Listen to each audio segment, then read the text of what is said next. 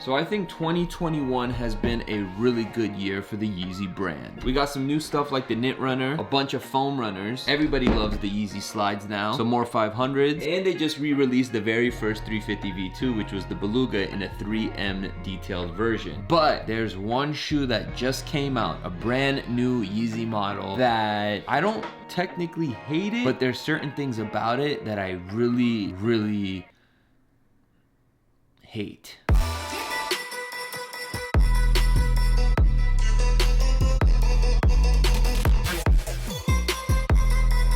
So here they are, the new Yeezy basketball shoes, basketball knit, because the whole upper of the shoe is made of a knitted material all the way to this very high sock-like upper. Now I do have like, wow, I love that Yeezy boxes do that. Yes, they are beautiful. I love the way they look. I love the high top aesthetic. I love the fact that Yeezy and Adidas make basketball shoes, because 10 years ago, if you would have told me Kanye would be making basketball shoes, I would have just like, oh my God, okay, it's happening. Everybody stay calm. I love the first basketball shoe they did. I probably should have brought that one. Let me go grab it. I absolutely love this shoe right here. And that's why I was very hyped about this shoe. I would say the only similarity is the midsole and this huge back.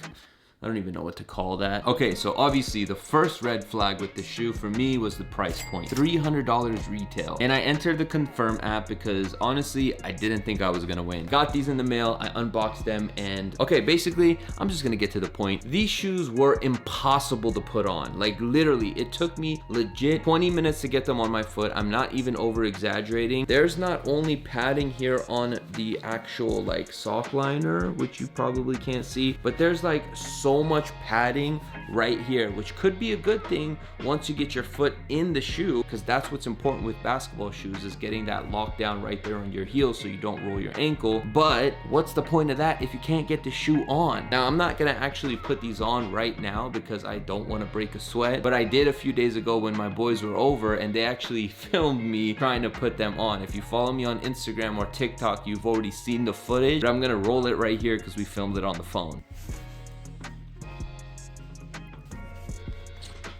It's impossible. Dude.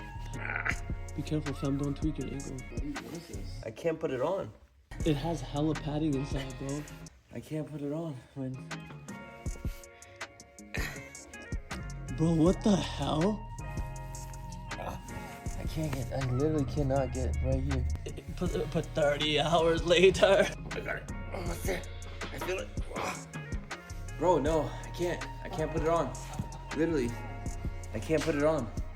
It's impossible to put the shoe on. Bro, the laces are not even tied. I'm literally out of breath. I cannot put this shoe on. We were able to eventually get them on, and when I did put them on, they felt amazing. They felt good. I felt like I could play basketball in them. I felt like I could wear them casually. The upper felt good. The bottom felt good. But it's just the fact that it was so hard to put on. Like, it was harder to put on than the Fear of God Nike, which makes me not want to use this for basketball. Like, imagine that, you know, there's 9 guys waiting for me to play 5-on-5, and I'm over here trying to put the shoe on, and I can't do it. Like, you would need to have like one of those shoe things that you put the shoe on with, a shoehorn or whatever it's called. You need one of those. So yeah, guys, do I suggest buying this shoe? If you're on a budget, absolutely not. $300 retail is way too high. But if you're a diehard Yeezy collector and you just want every single Yeezy, go for it. But good luck putting them on.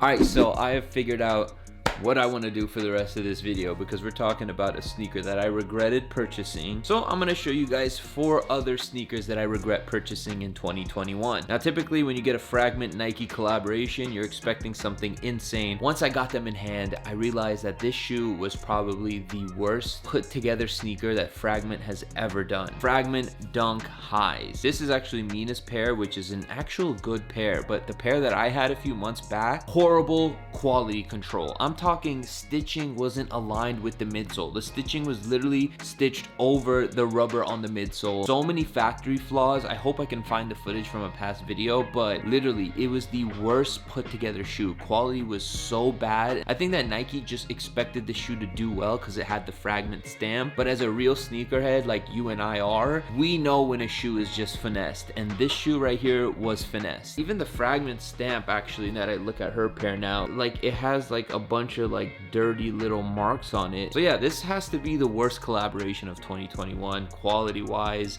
It's just like, Nike, you're the top dogs, yet you put out these mediocre quality shoes, and this was the worst one you did. So this is definitely a shoe I regret buying. Literally, I could show you so many flaws even on Mina's pair. There's like glue stains everywhere. All right, next up, I am someone who does a lot of stuff off of hype. And obviously one of the most popular shows of the year was Squid Games. I made a few videos about Squid Games, but I made one video in specific that I actually took down because I realized how stupid of a video it was. I took my fake Walmart foam runners and I turned them into Squid Game foam runners because they were red, and obviously the Squid Game employees wear red, so I just thought it would be cool, and it just ended up being one of the worst videos I've ever released. So yeah, these Squid Game Yeezy, fake Yeezy foam runners from Walmart. Like, I was literally just going off the hype of the show. I love the series myself, but I just kind of went a little overboard with this custom, and I regret it a lot. I don't regret getting the shoe, like the Walmart fake foam runner. I don't regret purchasing this because I made a video about it comparing it to real foam runners, and that did really well. So, you know, my investment was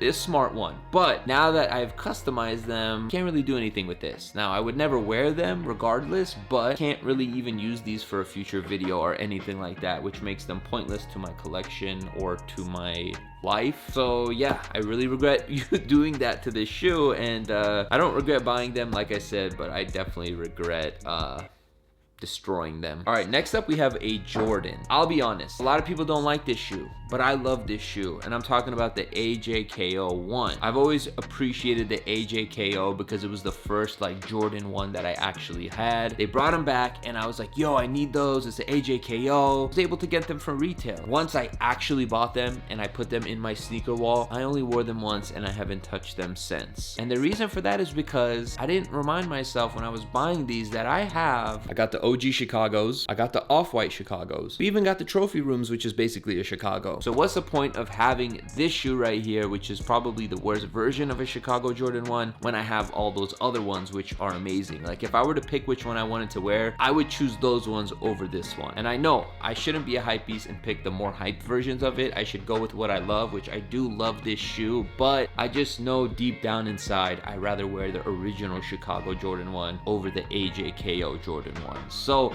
I regret buying this shoe. It shouldn't be hard for me to sell it, but I will be taking a little bit of a loss. I'll probably only be able to sell this for like $100 or something. So I might just take this to my store off the bench and let them go for a steal. So yeah, stay tuned to the Off the Bench Instagram account because I'll probably be posting these on there for a pretty good steal. Hey, maybe I'll just let them go for free. I don't know. I didn't even keep the original box. I threw the original box away, which that makes me lose even more money. Okay, last but not least, actually maybe least, another sneaker that I bought, and I don't regret buying this shoe and making the content about the shoe, but now that I've done what I needed to do with the shoe, it does nothing for me. The Yeezy Knit Runner. I bought these off of my guy Seth Fowler, and when I purchased them, they weren't even my size. They're 9.5, and in this shoe, I'm probably like a 10.5 or an 11 because they fit really weird. But I purchased this shoe so that I can cut them in half. And then after I cut them in half, I realized that I cannot do anything with this shoe, but just let it be on display. I don't even think I could sell this shoe. Like, who's gonna buy one right foot? Now that I actually think about it,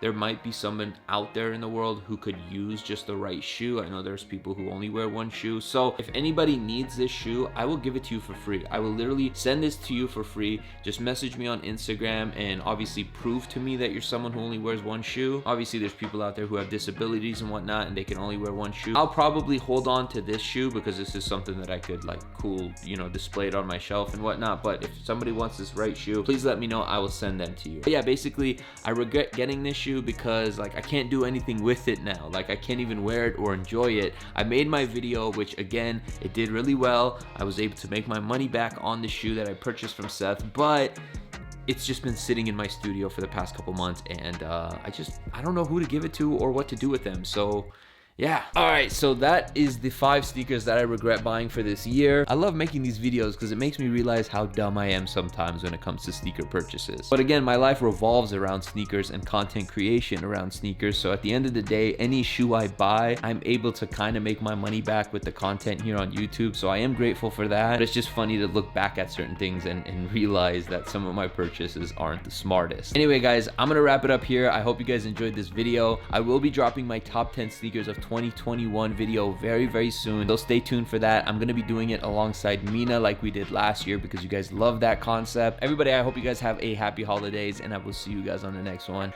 Papa Q is out. I'm so tired of second guessing myself. Had to reevaluate, check on my health.